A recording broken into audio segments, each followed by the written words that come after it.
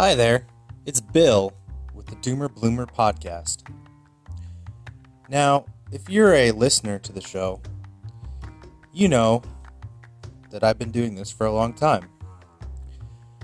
But now there's an easier way to make a podcast. If you haven't heard about Anchor, let me explain. It's free.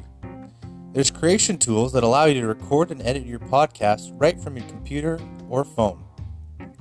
The Anchor app will distribute your podcast for you so it can be heard on Spotify, Apple, Google, Stitcher, and many more. And you can make money from your podcast with no minimum listenership. It's everything you need to make a podcast in one place. Download the free Anchor app or go to anchor.fm to get started. Cheers.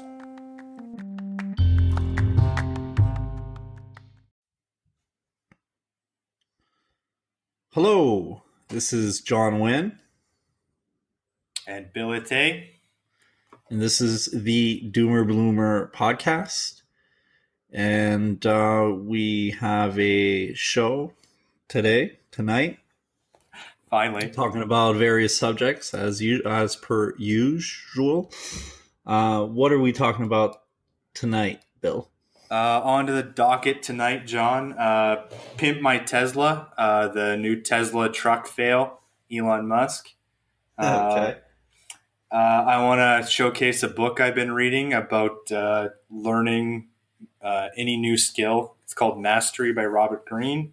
Mm-hmm. We may be discussing the potential for civil wars, culture wars in North America, where that may be Texas or California or... Well, I think we're already in full-fledged culture war at this time. It's whether we think whether the way I kind of see it is whether it's going to lead eventually maybe in the next 40, 50 years into a full-fledged war. We're talking actual shots fired. Yeah, exactly. We also have the topic of different generations, whether that be the silent generation, pre-World War II, the baby boomers, post-World War II, Gen Xers, this new term, Zennials, which is between a Gen Xer and a millennial, millennials, and Generation Z, or the I generation. Yeah. And this new one I've just heard, if you're 6 years old, you're an alpha. Yeah. Yeah. Alpha kid. Alpha kid. Generation Alpha. Yeah, post YouTube. Yeah. I don't know. I grew up in the 90s, so my idea of cartoons is completely different than yours, obviously. And did you watch Teenage Mutant Ninja Turtles? Yes, I used to be my favorite shows. Oh, you're in the hood, man. Yeah, we're in the same neighborhood. I mean, we're millennials. Well, I'm a millennial. I think you're Zennial. The thing is, the Zennial, I'm on this site here that talks about the different generations, and the Zennials are almost like a bracket. I mean, the first 5 years of generation Y or millennial generations are considered millennials, and the last 5 years of the Generation X are considered Zennials. So I'm technically a millennial. I would say, born in 81. Okay, yeah. So you're an early millennial. So, I'd call that early millennial. Yeah, I'm an early model. Yeah, early model. Yeah. I'm the Liquid Terminator, and you're the T100.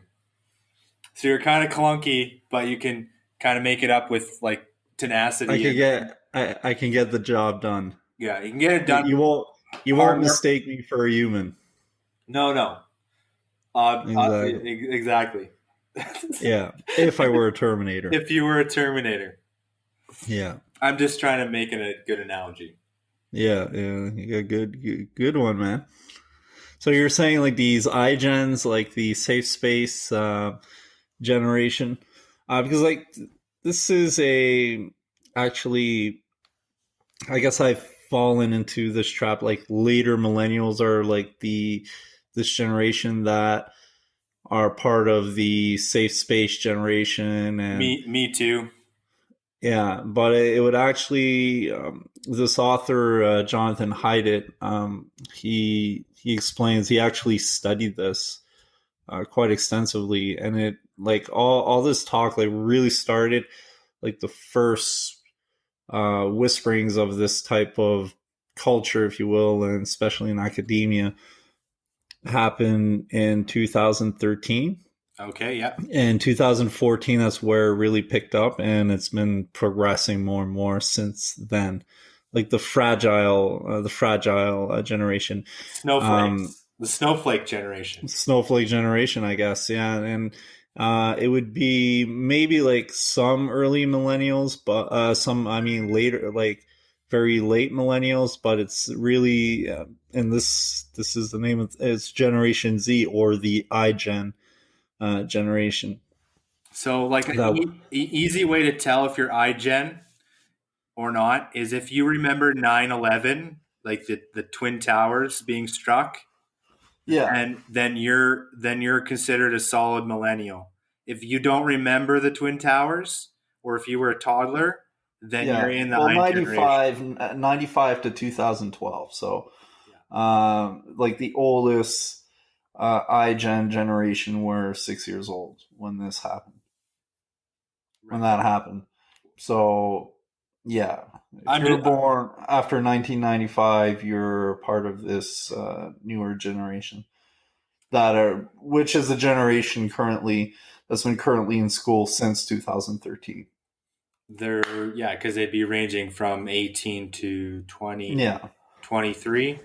yeah, yeah. This is the generation that grew up on social media. Has a like millennials were not doing that great when it comes to mental health and all that. Like, there's a lot of issues with Well, it's also known as the depression and anxiety, but this generation is supposedly even worse. And I mean, I don't want to be like, there's like this meme now, okay boomer. Like anytime an old man, like like someone from the boomer generation says something, and it's like automatically dismissed now by the term okay boomer. It's like a huge meme in the last month on the internet. Oh, okay, boomer, John. Yeah. My phone is trying to help me, but you're not. What is it trying to help you with, John? Well, I said okay boomer, and it seems like my phone thought I said okay Google. Oh God, do you have a Google? I have a Google? Do you have a Google Home? No, it's on my phone. Okay. Yeah. Okay. Sorry. Yeah. No, I that shit kind of scares me. Might be my Zennial or early millennial ways, but already, I mean, they're already spying with me on my, they're already spying on us with our phones and computers and all that. Well, But it kind of segues into a topic you brought up is, should the government try and break up monopolies of tech companies? yeah, the tech monopoly. I'm kind of, I don't know. I mean, I'm just some dude rambling on the internet. I mean, I don't have all the answers, but well, how in terms of your privacy, how close to the book by George Orwell, 1984, are we living right now? I mean, I haven't read that book, but well, I know like exactly what goes on, and like I've seen dissertations, if you will, on the book. You know, but in that book, there was microphones in every home. There was a camera watching you in every home. We're literally but I mean, like the government was so oppressive. I mean, I if you had like the wrong, I know I know it was a dystopian future. Yeah. So, yeah, but go ahead. yeah. So, well, in terms of capability, I guess we're 100% there. Um, But should it be so the government or should it be mega corporations in a faraway country? you know what? I think I'd prefer.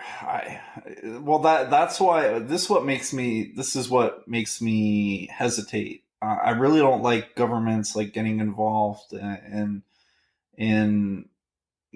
getting their hands In into all these different pockets of in society. in free enterprise, right?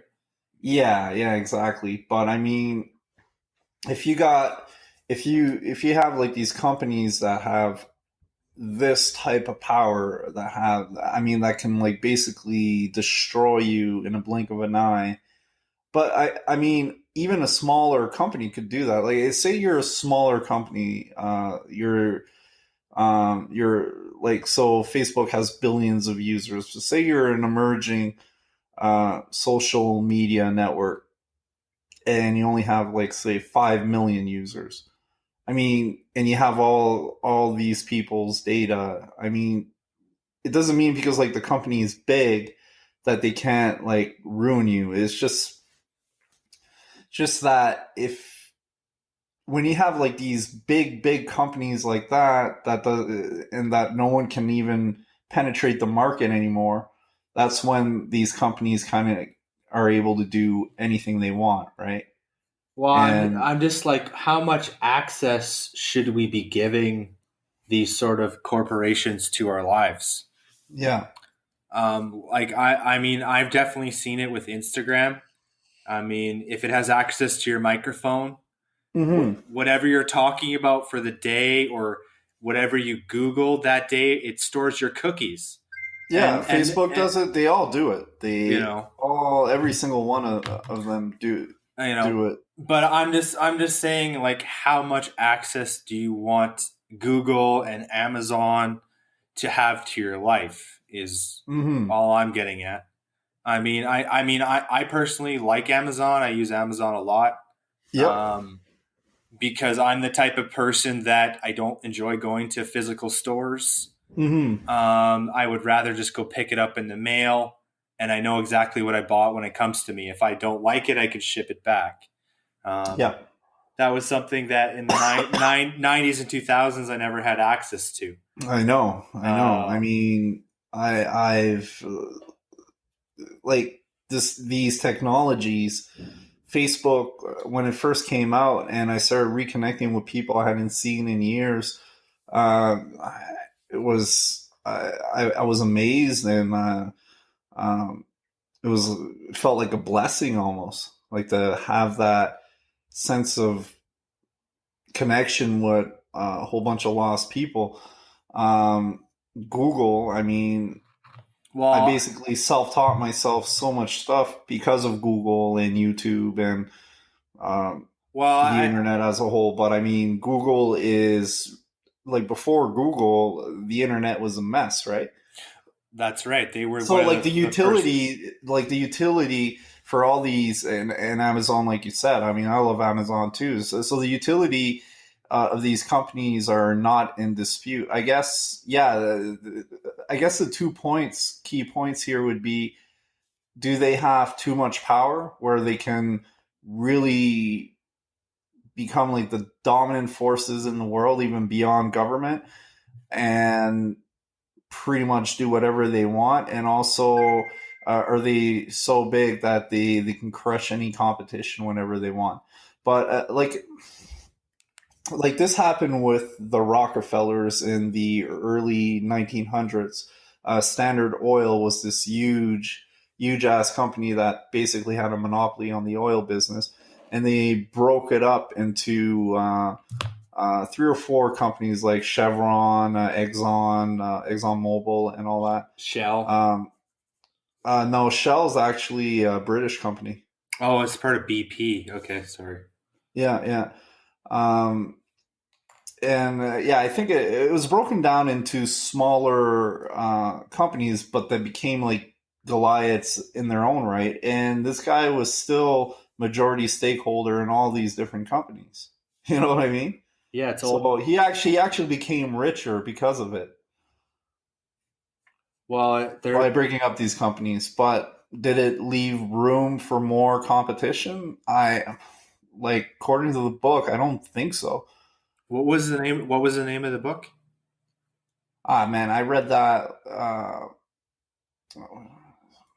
Man, I read that a very long time ago. I can't remember the name of the book, but it really digged into basically the history of oil, Okay. all the way to maybe like the 80s or something. It's an older book, the 70s or 80s. Like it goes in and talks about like that's how I found out like OPEC exists and Oil. um, Yeah. Oh, yeah. So oil producing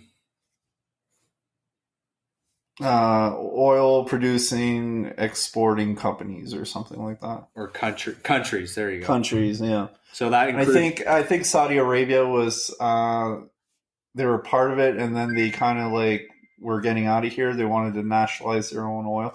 But I mean, we're completely getting off topic here. But it's a good kind of gives you a good insight into really what can be done. And like when governments start, it's like the government will always find something like, oh, a tech company when they might say, okay, we're going to break up Google and all that, but then they might start like getting into the internet and really regulating it way beyond uh, Do you- what we can anticipate. That's why I'm always weary about wow. governments getting involved, right? Well, that's when we kind of swing the other way towards more of a 1984 future, Yeah, right? exactly. Because it's not like the technology is going to go away one way or the other. And like in my day to day life, I really don't care um, what they do with my metadata. I guess it's almost like more intellectually that you Well, know. the only way to escape that is if you completely renounced your social security and lived completely off the grid. Mm-hmm. As I've Well, I talked, guess you could, yeah, but I mean, you don't necessarily have to get rid of your social security, but I mean, you'd have to erase all your, your internet footprint. yeah, as much as you can, and I mean, you'd always have a certain amount of it somewhere. Well, Um, it's cached right in Google servers. yeah, but maybe like 20 years down the line, it wouldn't matter at all. But does it really matter at this point now? It probably will. We'll probably see in 10, 20, 30 years like some all kinds of crazy stuff surfacing in a very sketchy fashion. So You've got mail. yeah, Like AOL doesn't exist anymore. Sorry, I'm just yeah, coming back to the generational thing, right? Like yeah, I yeah, grew up on MSN Messenger, right? Like yeah, a hot I used to have a hotmail.com address. yeah. Can you remember your first email address? I still have it. I Do still you, use it sometimes. are you But serious? yeah, I still have it. Do you want to say I'm out a loud, or hoarder. is it embarrassing? Oh, it's not embarrassing. Do you want? It has the word shuriken, as in like a ninja star, with two extra letters Okay, okay. added to it. Do you want Um, to shirkin shuriken shirkin? mystery letter at hotmail.com. Do you know what mine was? Sure, what is it? So I was a super like Harry Potter fan. Yeah, So I like it's a completely defunct email. So like if you email it, doesn't really matter. yeah, But it used to be BS as in my initials, and then uh like huh, Dark Mark as in like the Dark Lord of Lord Voldemort. yeah. So bsdarkmark at hotmail.com. Real player shit there, That's right. Player Bill up in the house. right? Oh man, that brings all the ladies to the door. Oh yeah. Hey, do you want my email, babe? No, no. Like, do you want to chat with me on IM Messenger, Hotmail Messenger after school? Oh yeah. That's where all the cool Yeah. Well, kids. I wasn't in school. I started when I started using MSN Messenger. I was actually in my 20s. Oh man, I was Yeah. I was 13 years old, Yeah. Yeah. so Yeah. That is crazy. solidly a pre-teenager.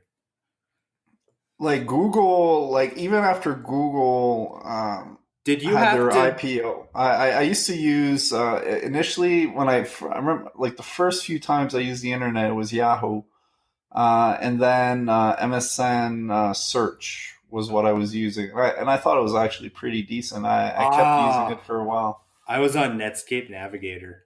Ah, But no, it brings an interesting point of like where technology was in the 90s. Dial yeah, up yeah, dial up internet was still the norm. yep, Um, and yeah, just like 54 kilobyte a second. You yeah. know, Elon Musk says like we're pretty much still in the infancy of the internet.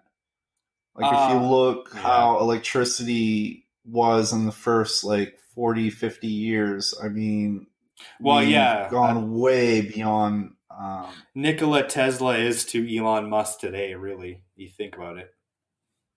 well in a sense, well yes and no, I would say, right? Because it's definitely a pioneer. Oh, sorry. I was actually I was thinking about Jeff Bezos, actually, the No, founder of Amazon. no. Yeah. So I was comparing Nikola Tesla to Elon Musk. yeah, yeah. Oh yeah. Elon Musk is definitely. I mean, he aptly named his company. I find. Well, I think he's probably. I don't know. I'd like to meet the man in person, to be Yeah. honest. Yeah. Not that, but I I saw did this. I saw this funny meme because I know we're going to segue the into the Cybertruck now. yeah. Um, Obviously. Yeah. But I didn't even mean to, I was actually like I was saying Jeff Bezos. I meant Jeff Bezos, but since I said Elon, let's go with that now. Yeah, the meme is funny actually. So you see Elon Musk last year smokes weed with Joe Rogan. You see him smoke that weed with Joe Rogan. Yeah, that's right. I This did. year, this year Cybertruck. This year, Cybertruck. I got two metal balls smashed my windows. No, fuck my life. Yeah. Actually, I didn't read it yet, but they know why the windows did break when they weren't supposed to. But um, I think the truck looks pretty badass, and it beat a Ford 250. Wow, But there's a lot of saying. Let's just say there might be some caveats out here. I mean, there's a lot of stuff that could be taken into account. The traction, the wheels, what model, but that 250. is it really a truck? Well, when you see the Ford, so it's a four-door 250. Yeah, but So it kind of looks like a car, right? But when let's you see the 250, like size wise, with the Cybertruck, the Ford 250, and that's a huge truck, man, especially a four door. It looks kind of small. It looks kind of flimsy beside it, and like a Ford 250 is a pretty big ass truck, you know. yeah, but like in terms of the shape, man, it's more like a Batmobile. It's more like Elon's personal tank. It looks pretty cool. I, Well, I I like it. I like it. I don't it, like the interior that much, it but it's somewhere between the DeLorean meets MS Paint. it is weird. I'm not gonna I lie, mean, but you described it as like Blade Runner 2042. yeah, it looks like something you'd see out of Blade Runner, and I really have like a liking to anything that's kind of like futuristic and with a hint of dystopia mixed into it. Um, so I'm probably that's probably one of the reasons why I like it. I like the way it looks because it doesn't look like anything out there. Well, it's just like if Homer Simpson designed a car. You think? Oh, you think it's that bad? You really don't like it, eh? I think it's tech entrepreneurs trying to build a truck when they You gotta get with the times, Bill. they should stick to cars. I've personally rode in a Tesla. I've seen a Tesla. I'm a big Tesla fan, but stick to what you are too. Yeah, I know. That's my dream car. Yeah. But like that's the key word. It's my dream car. Mm-hmm. I think the cyber. Go ahead. Just buy the Cybertruck and scratch out the truck and write and carve in car in there. Oh yeah. I'll do that. Problem solved. Oh yeah. You'll be able to get your dream car and repress this unhealthy hatred you have towards the Cybertruck. The unhealthy hatreds of Elon's personal tank. 2 birds, 1 stone. 2 birds, 1 stone, eh? Yep. Bing. Hey. Mm-hmm. You have more to say on the iGeneration? Well, actually, what I was going to say is if there is a civil war in the U.S. or there's ramifications in Canada, I might be quite comfortable having a Cybertruck. Well, yeah, you know what? It actually would be kind of a practical vehicle when you think about it. Yeah. As long as it's very fast, right? It's supposedly very, very fast for a truck. Even though pickups don't need to be fast, it's nice to have. So it's pretty fast for a tank. Yeah, exactly. You can pimp it out like Twisted Metal style. Oh yeah. Put some machine guns and missile launchers on there. Do you really think there'll be a physical civil war, like flesh and blood conflict? I think it's possible when you have like a huge divide like there is now, and like the other side are considered at this point as the enemy and as untouchables that you can't be around. Like a good example of this is a few weeks ago, Ellen DeGeneres went to a sports game. Can't remember if it was basketball or baseball or whatnot. Baseball. And she sat with George W. Bush. Yeah. And so many people were outraged, right? They're like, how could you sit with the enemy? How dare that lesbian sit with a Republican ex-president? Yeah, exactly. How dare that comedian do that? How dare she? Yeah. And I think and this is like one example out of God knows millions, thousands, millions.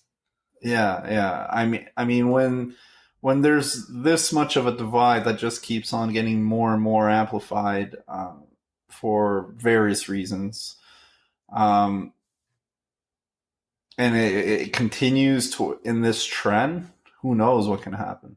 And I actually believe it would just take 1 or 2 situations that pisses off the other side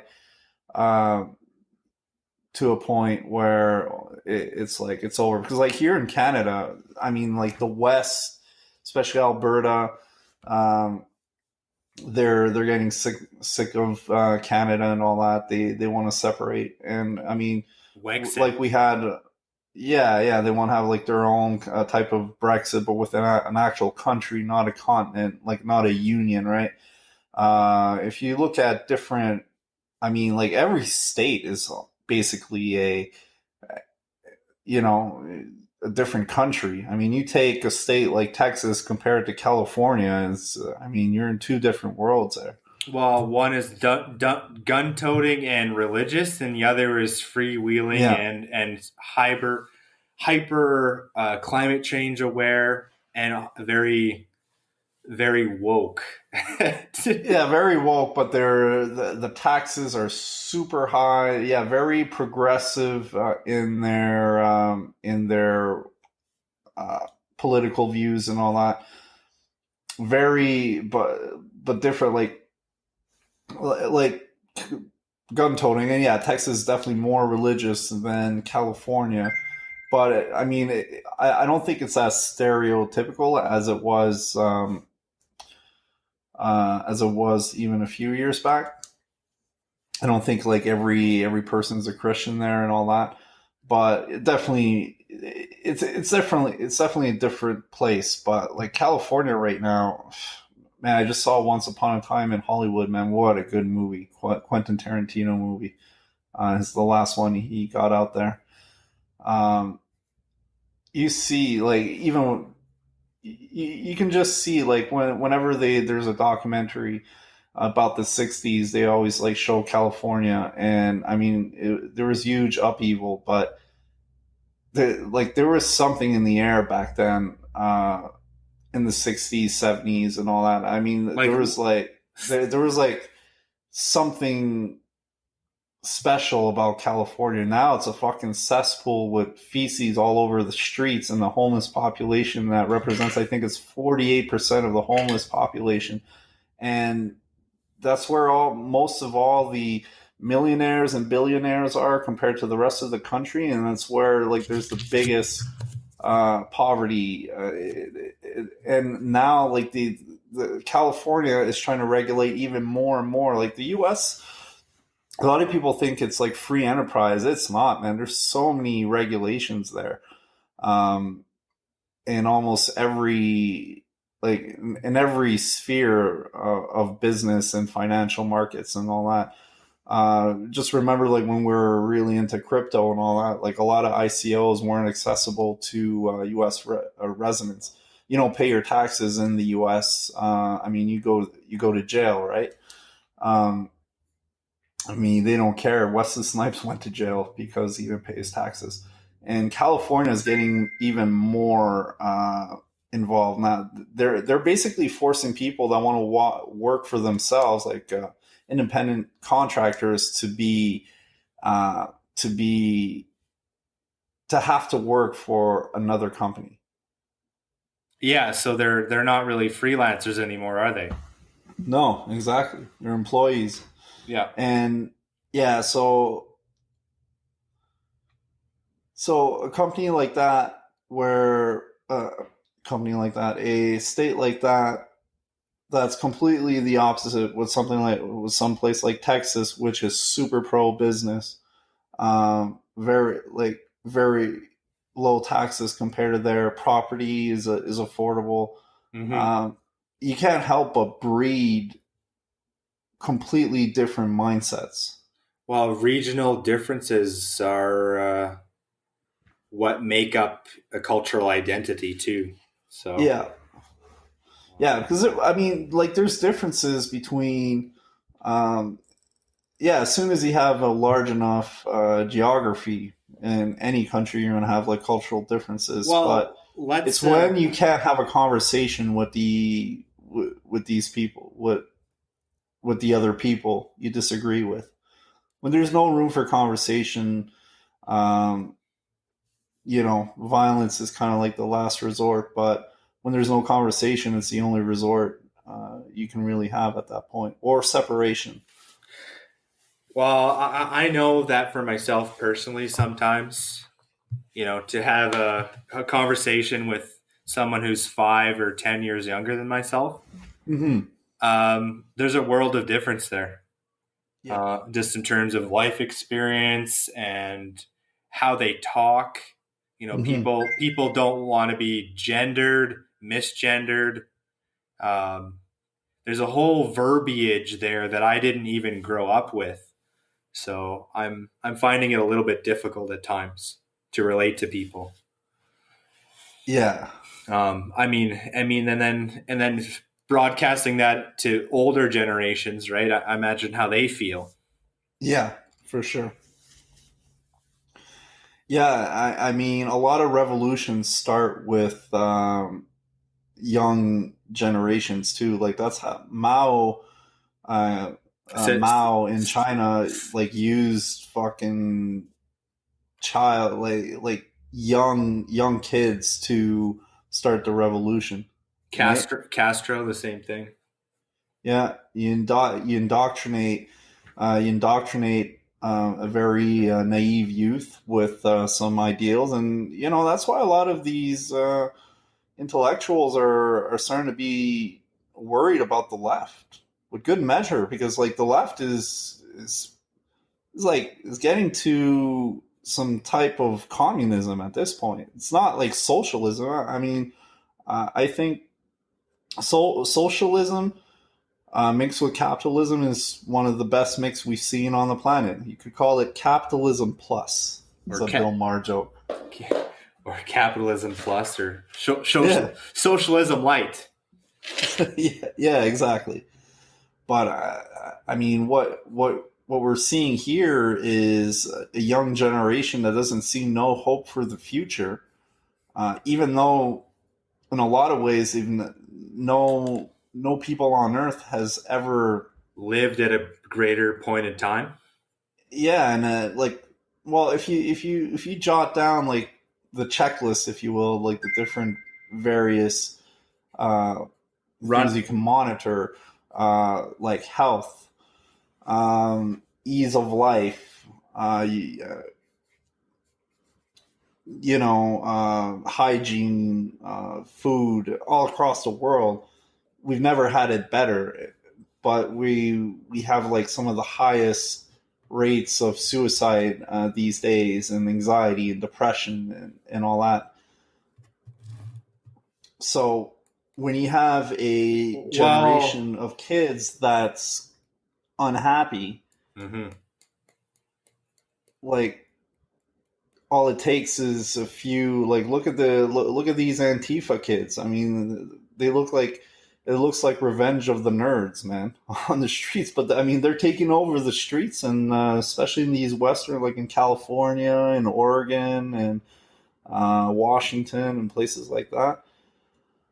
Um, I mean, you already have like these groups of soldiers on the streets that are ready to go to war. Like even Radicalized. yeah, exactly. So if we get back to civil war, I think like this is more than just the U.S. I think there's definitely some large unrest that's going on. I think like the last 5-6 years is equivalent to what we saw in the '60s, but for some reason I think it's going to get worse, just because you have the internet of today amplifying things, Yeah, well, and it's there's more.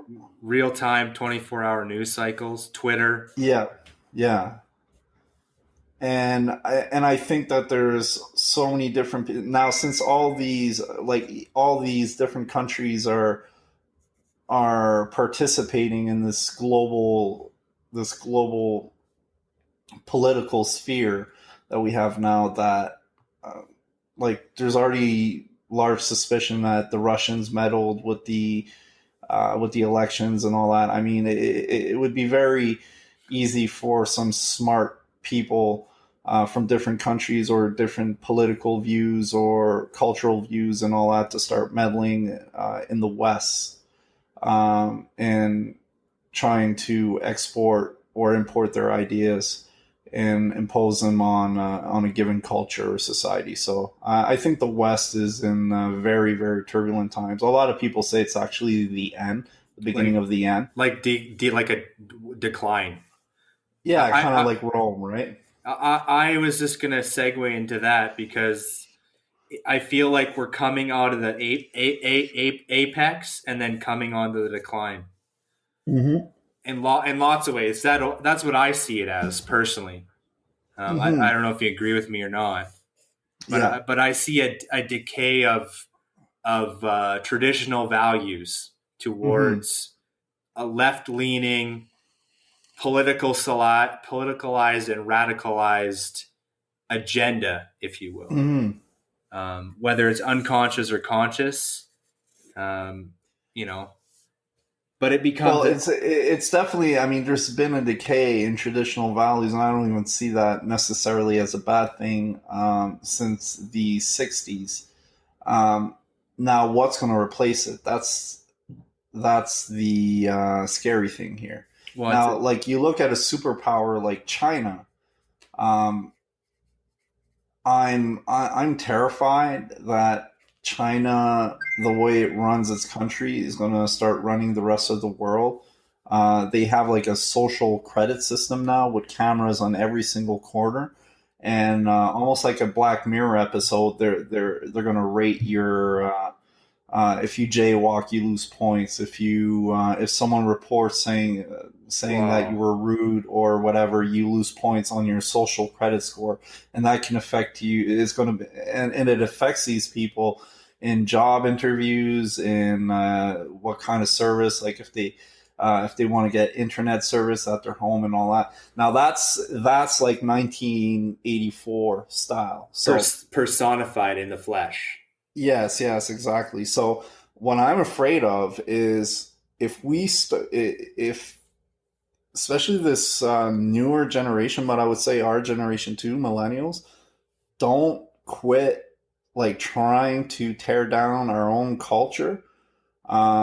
Things like freedom of speech and doing what you want to do and all that's going to be a thing of the past, and there's nothing we're going to be able to do to stop that. Because like if our culture is no longer the shining light on the planet, and it's someplace like China or say an Islamic state or something like that. Uh, I really well for someone like me, I really don't see that being better than what we have here. So scary times. Well, it's been the most free we've ever been, but don't take that for granted. Yeah, it's almost like it reminds me of that interview between in the Matrix between Mr. Smith and Morpheus, and Mr. Smith is talking about how like the Matrix was perfect, a true paradise for humans, and it turned out to be the biggest disaster, just because They, humans seem to not be able to handle happiness. I don't think we can. I think we're programmed for that. Yeah, yeah, I think striving is our perpetual state of being. yeah, Um, you know, in a good way. I mean, lots of things have come out of that. yeah. Um, but Yeah, well, like everything with us humans, it seems like there's only like a small fine line on what's positive about our natural impulses. It's like we really have to keep them in check to a certain degree hmm for them well, to be positive, not only for ourselves but for the people around us. like I've been reading this book, Mastery by Robert Hmm. Greene, Yep. and it talks about like how we went from being like tree dwellers to moving out into the savannah to hunting in groups, and Yeah. how much that required our prefrontal cortex to grow and our hand-eye coordination to be that much better, Yeah. um, and how we went from that to being the dominant species on the planet on every single continent In a uh, short amount of time. in such a short amount of time, and including, Darwin was one of the people who kind of pioneered what evolution was. Hmm. Um, so he's highlighted in there. Albert Einstein is talked about, um, and how long it takes to attain mastery over a subject, and it's years. 10,000 hours is a starting spot for most masters. Yeah. Um, to reach that in your lifetime in one area of study, Yeah. it's 7 to 10 years. Hmm. And then the rest of your life to perfect it. If you haven't read the book, I would highly recommend it. Yeah. to anyone. So like it's almost like if you're doing a martial art, right?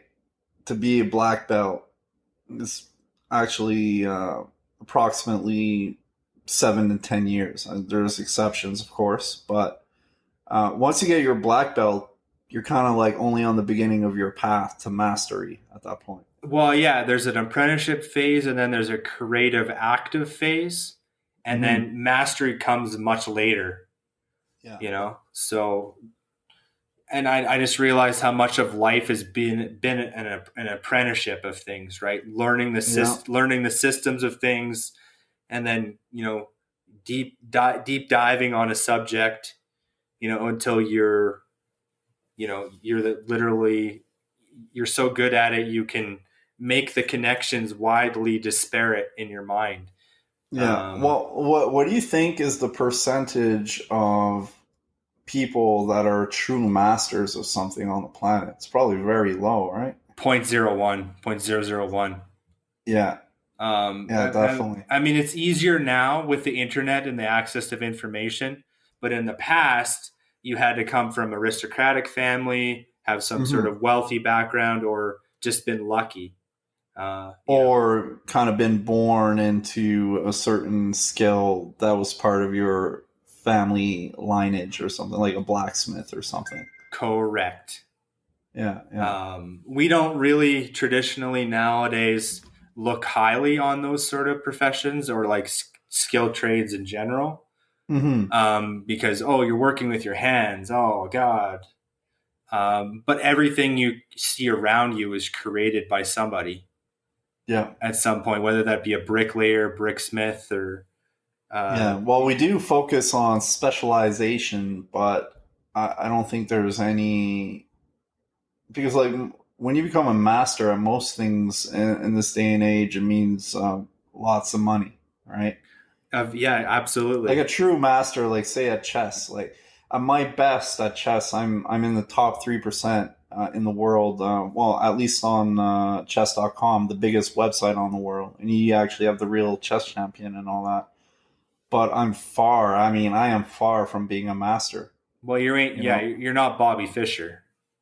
No, no, but like even like an actually in chess, you've got different types of mastery level. Uh, you've got like a international master. You've got a candidate master, and you've got like grandmaster. Mm-hmm. Grandmaster is like creme de la creme at that point. Um, but I mean, there's quite a bit of, well, I wouldn't say, I mean, they're fairly rare, but like the difference between the chess champion and one of the lower ranked grandmasters is like huge. It's huge. Well, I'm not even like at a master level. I'm not even like expert yet at chess, and even though like sometimes I'm in the top 3%, for most people, if I played chess, I'd be like a wizard. But I'm a complete buffoon if I played even against a regular expert player. Noob. Yeah, exactly. Oh man, you only thought 5, 6 moves ahead, man. Noob. I go, shut up, nerd. Oh gosh. Mm. But Some yeah, mastery. I haven't mastered anything. No. Well, mastery takes a lot of Yeah, dedicated focus. Um, yeah, so like I said, the book talks about the it's easier now than it ever used to be, just because of access to information and you can compress your apprenticeship phase. hmm, Um, but it still requires that focus, which I find in today's world society is not really valued.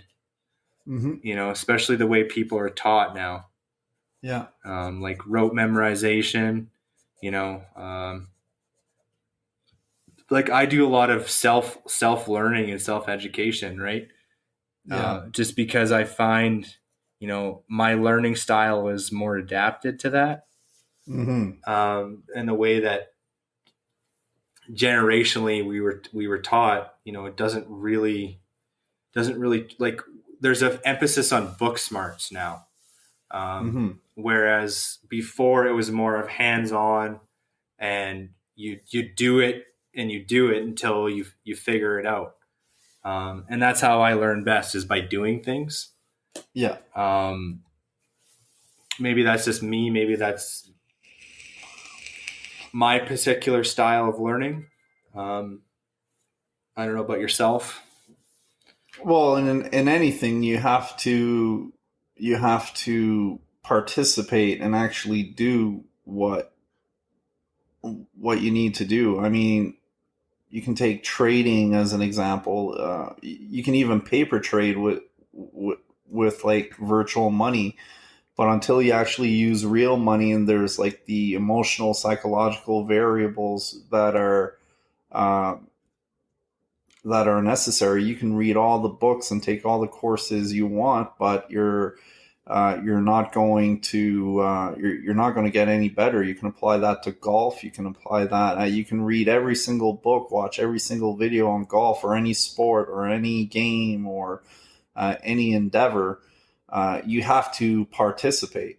Yeah, absolutely. I mean, it's a key component. It's like the most important component. Yeah. So I'm gonna withhold making a 7th grade joke on the topic of mastery. Okay, because you're a master debater. I went there just because. Oh, I'm sure you did. I just want to say, like, I know we have some new listeners to the show. I've been getting messages from Russia. I know we have listeners in the United States and Europe as well. In Canada, of course. And Canada. I mean, we're a multicultural phenomena. But the feedback has been really positive. Just so you guys know. And we're always open to debate and even having guests on the show. I know we're kind of in our infancy, so we're just kind of getting started here. Yeah. But we appreciate the love sent our way, and definitely keep it up. And it'll be our pleasure to dialogue with you, with all of you. I was going to say you people, and I didn't want to pull a Don Cherry here. People kind. With from my friends and family of people kind across the world. But every one of you guys, we appreciate it, and feel free to go on our social media page at Instagram, Doomer Bloomers. We have a Twitter. I'm not the most active on Twitter. I find Twitter to be kind of distracting, a bit of a cesspool, to be honest. Yeah, but we'll come to you guys eventually. We're definitely on the YouTube. I try to post on the YouTube. This podcast. We're on all the major platforms now. Apple, Spotify, Google, Stitcher, TuneIn, Alexa. So you'll find us. We'll find us there. Anything you want to add tonight, John, that I haven't talked about or we haven't talked about? Well, I think we're good. I'm just glad to be back on air. Yeah, me too. After a slight hiatus here. Well, we do this between our regular 9 to 5 gigs. Just so you guys know. So as much as you want to support us, feel free to support the show. Just let us know. And if you have topics that you think we should talk about, even shoot me an Instagram message or.